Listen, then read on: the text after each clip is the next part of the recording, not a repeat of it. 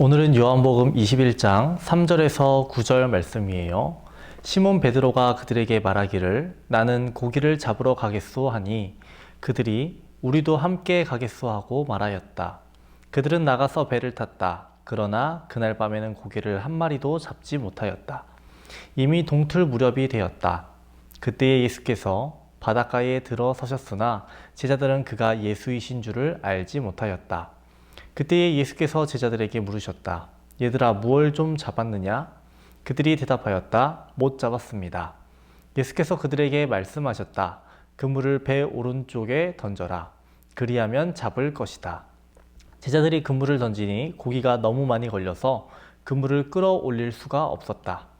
예수가 사랑하시는 제자가 베드로에게 저분은 주님이시다 하고 말하였다. 시몬 베드로는 주님이시라는 말을 듣고서 벗었던 몸에다가 겉옷을 두르고 바다로 뛰어내렸다. 그러나 나머지 제자들은 작은 배를 탄 채로 고기가 든 그물을 끌면서 해안으로 나왔다. 그들은 육지에서 100자 남짓 밖에 떨어지지 않은 곳에 들어가서 고기를 잡고 있었던 것이다. 그들이 땅에 올라와서 보니 숯불을 피워 놓았는데 그 위에 생선이 놓여 있고 빵도 있었다. 아멘. 친구들 안녕. 2주 만이네요. 지난주 부활절 예배로 연합 예배를 드렸어요. 어땠나요? 찬양도 너무 좋고 연기에 안무에 의상에 너무 좋은 시간이었어요. 지난번 전도사님이 말씀을 전할 때 예수님의 일주일에 대해서 살펴봤었죠. 그러면서 예수님의 고난당하심 그리고 베드로의 예수님 부인에 대해서도 살펴봤었어요. 그래서 우리가 무슨 활동을 했었죠? 종이컵으로 닭 만드는 걸 했었어요. 그리고 우리는 예수님께서 주일에 부활하심을 배웠고 우리에게 정말 중요한 날은 일주일에 한 번씩 돌아오는 주일이라는 것에 대해서도 배웠습니다. 오늘은 예수님께서 부활하시고 나서 제자들과의 만남을 가지셨는데 그 여러 가지 만남 중에 어떤 일들이 있었는지에 대해서 살펴보려고 해요. 먼저 영상을 보고 올게요. 베드로는 예수님의 가장 믿을 만한 제자였어요. 하지만 베드로는 예수님께서 유대인들에 의해 잡혀가셨을 때 몰래 따라갔다가 예수님을 모른다고 부인했죠. 그것도 3번씩이나 말이에요. 이 일 이후 베드로는 통곡했다고 하는데요. 사실 예수님을 만나서 눈물을 흘리며 죄송하다고 말한 건 아니었죠. 그렇게 믿음직했던 베드로는 실패한 사람이 되는 것만 같았어요. 하지만 부활하신 예수님께서는 이런 베드로를 다시 만나주시죠. 예수님께서는 베드로를 어디에서 만나주셨을까요? 예수님을 모른다고 했던 장소일까요?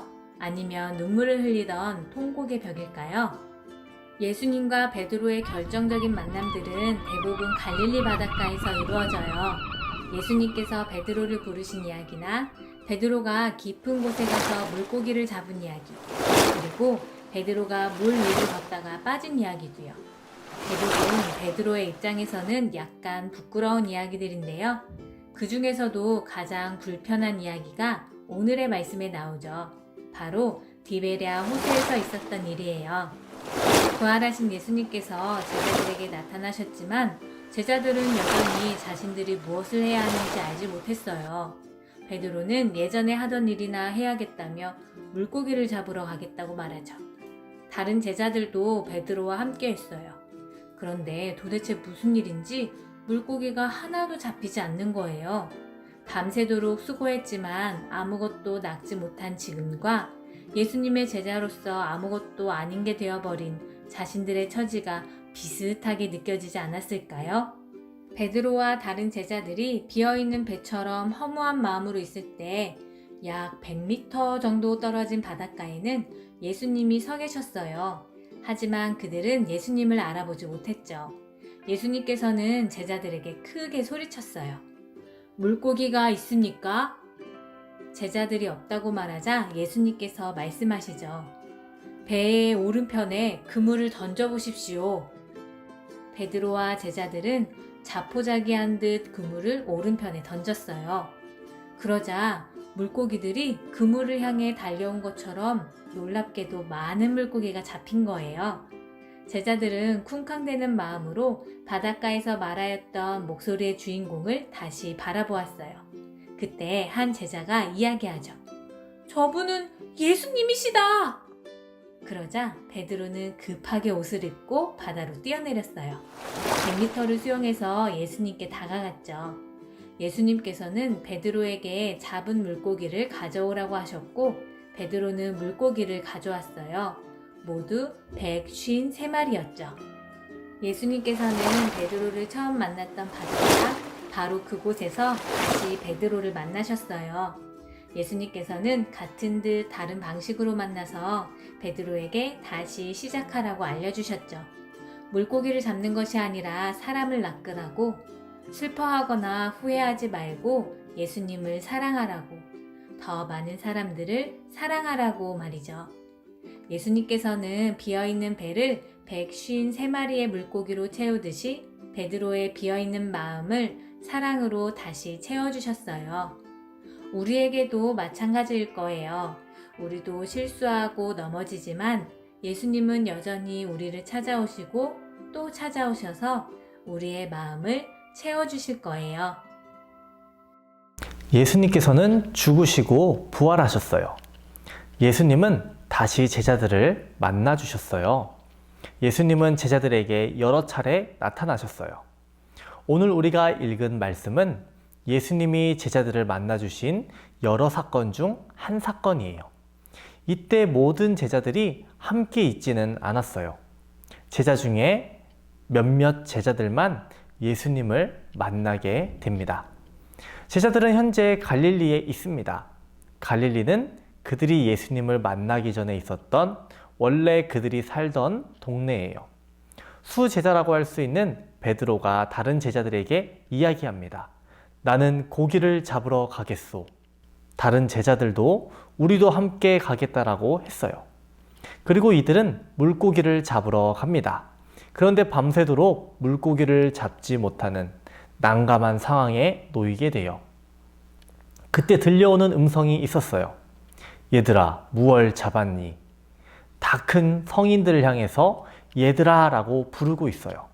성경에 보면 원래 의미는 어린 아이야 라고 부르고 있는 거예요. 누가 이들을 향해서 어린 아이야 라고 부를 수 있을까요? 이들은 예수님의 목소리를 들었는데도 예수님이신지 몰랐어요. 그래요. 그럴 수 있어요. 예수님은 또 말씀하십니다. 그물을 배 오른편에 던져라. 그리하면 잡을 것이다. 이 말씀은 제자들이 이전에 들었던 내용과 똑같은 내용이에요. 아주 비슷해요. 누가복음 5장을 보면요. 베드로를 포함한 제자들이 물고기를 잡지 못한 채 그물을 씻고 있는 장면이 나와요. 그때 예수님은 말씀하세요. 깊은 데로 가서 그물을 내려 고기를 잡으라. 그때 베드로는 그물을 던지고 고기를 잡게 됩니다. 그런데 제자들은, 심지어 베드로는 이때를 기억하지 못하고 있는 거예요. 만약 제자들이 이 음성을 듣고서 예수님이시다 알아차렸더라면 그물을 던지기도 전에 예수님이시라는 것을 알았을 거예요.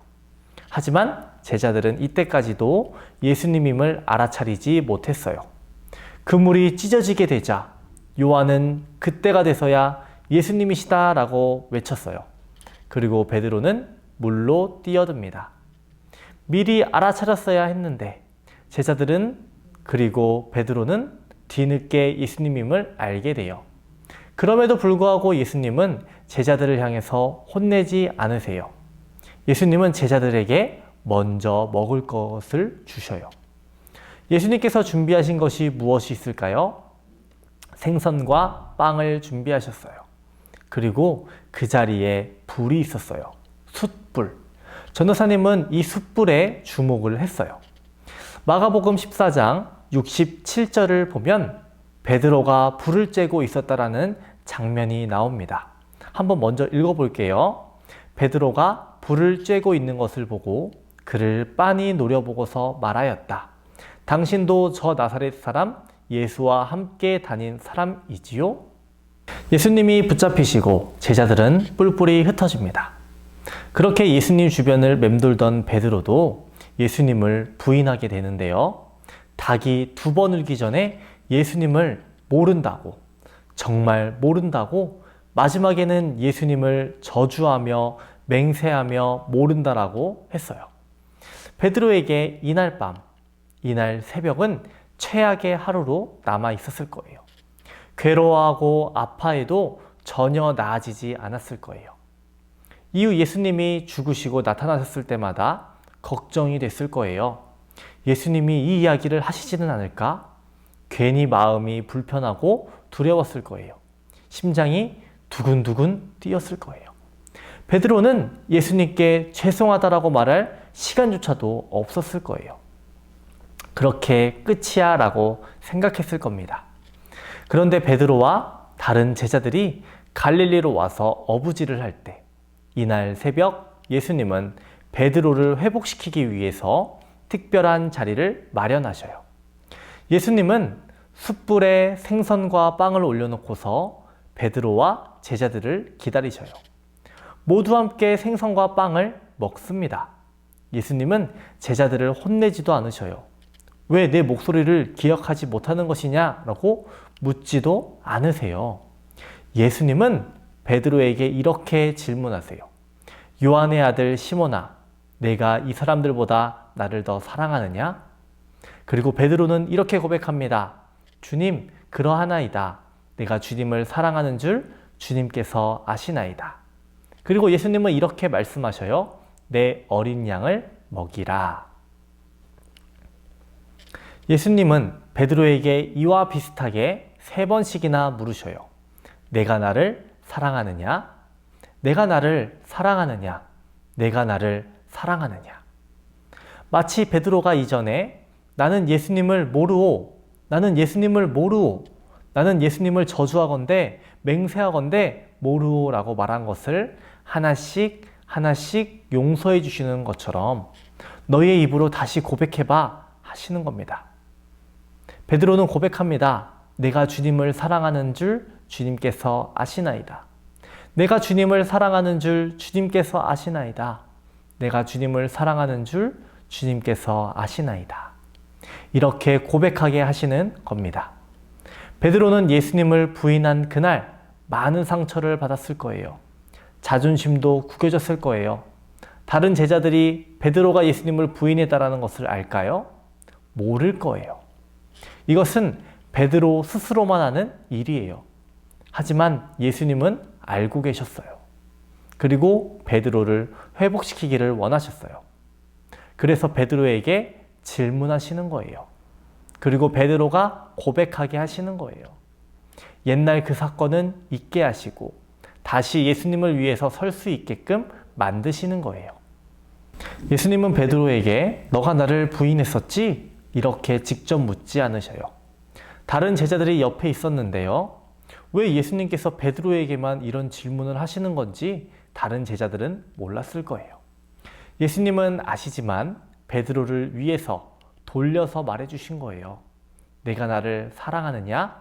이거는 내가 전에 나를 부인했다는 거 다 알아. 그런데 지금은 어떻니? 괜찮아. 그럴 수 있어. 근데 정말 그거 진심 아니지? 내가 나를 사랑하는 거지? 이런 의미를 가지고 있는 거예요. 친구들, 부모님에게 혼날 때 부모님이 너무 화가 나셔서 나가! 라고 말씀하시는 거 있죠? 나가라는 게 정말 나가라는 뜻일까요? 아니에요. 얼른 죄송합니다 라고 말해, 잘못했어요 라고 말해, 이런 의미인 거예요. 예수님께서 내가 나를 사랑하느냐라고 물으시는 것은 괜찮아, 다 안다. 내가 너를 용서할 건데 너 나를 사랑하니? 라고 물으시는 거예요. 사실 생각해보면 베드로가 나는 고기를 잡으러 가겠습니다 라고 한 것은 베드로가 자신의 자격 없음을 말하는 솔직함일 수도 있어요. 베드로는 나는 자격이 없어. 예수님을 떠나야지. 나는 배신자야. 생각한 걸 수도 있어요. 그래, 그래도 다행이지. 예수님 살아나셨으니까. 나는 다시 갈릴리로 돌아가서 어부일이나 해야 되겠다 생각한 것일지도 몰라요. 하지만 예수님은 베드로를 회복시켜 주세요. 예수님은 내 양을 치라, 내 양을 먹이라, 내 양을 치라 라고 말씀하셔요. 이 말은 예수님이 이전에 하셨던 말씀 중에 사람을 낚는 어부가 되게 하리라는 말과 같은 말이에요. 예수님은 베드로의 상처를 다른 이들이 다 알게 하지 않으셨어요. 예수님은 배려하시며 베드로를 회복시키시고 다시 예수님을 위해서 일할 수 있게 합니다. 이렇게 예수님은 베드로를 세워주셨어요. 이후 베드로는 어떻게 예수님을 전했을까요? 정확한 기록은 없고 전해지는 이야기에 따르면 베드로는 로마에서 예수님을 전하고 십자가에서 거꾸로 매달려 죽었다라고 해요. 베드로가 이러한 사람이 될 수 있었던 이유는 무엇일까요? 그가 십자가에 매달렸다는 것은 이번에는 예수님을 부인하지 않고 예수님을 구주로 고백하며 십자가를 받아들였다라는 거예요. 부활하신 예수님은 제자들에게 나타나시며 제자들을 회복시키시고 하나님의 일을 하도록 하세요. 제자들이 할 일은 무엇일까요? 예수님을 전하는 일이에요. 지금 우리는 코로나라는 아주 큰 어려움으로 인해서 교회에 모이기도 힘들고요. 다른 이에게 예수님을 전하기도 어려워요. 하지만 우리 기억합시다. 예수님께서 부활하시고 제자들에게 하신 말씀이 무엇이었는지요. 오늘은 마태복음 28장 19절 20절을 읽고 끝내겠습니다. 함께 읽겠습니다. 시작. 그러므로 너희는 가서 모든 민족을 제자로 삼아 아버지와 아들과 성령의 이름으로 세례를 베풀고 내가 너희에게 분부한 모든 것을 가르쳐 지키게 하라. 볼지어다 내가 세상 끝날까지 너희와 항상 함께 있으리라 하시니라. 아멘. 함께 기도하겠습니다. 우리를 사랑하시고 우리를 회복하기 원하시는 주님, 오늘은 베드로와 관련된 말씀을 보았습니다. 예수님께서 베드로를 다시 세우시고 회복시키는 모습을 보았습니다. 하나님께서 원하시는 것이 무엇인지를 알아가는 우리 모두가 될 수 있게 도와주시옵시고 주저앉지 않게 하여 주시옵시고 다시 일어나서 주님을 바라보며 주님의 일을 할 수 있는 우리 모두가 될 수 있도록 주님 도와주세요.